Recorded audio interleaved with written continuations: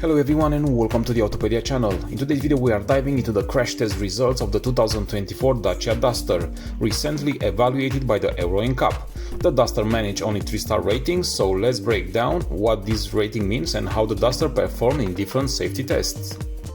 Firstly, let's talk about the frontal offset test. The passenger compartment of the Duster remained stable.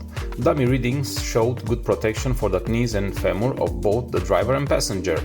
However, there was a weak spot. The driver's chest protection was rated as weak due to the high compression readings during the test.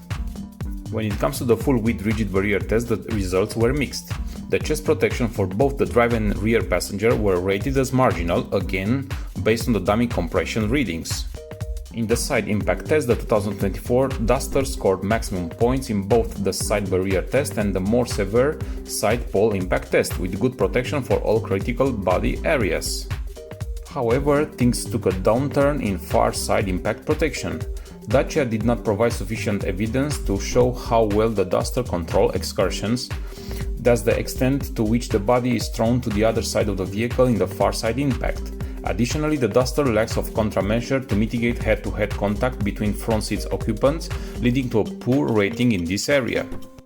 On a brighter note, the Duster performed well in whiplash protection tests for both the front and rear seats.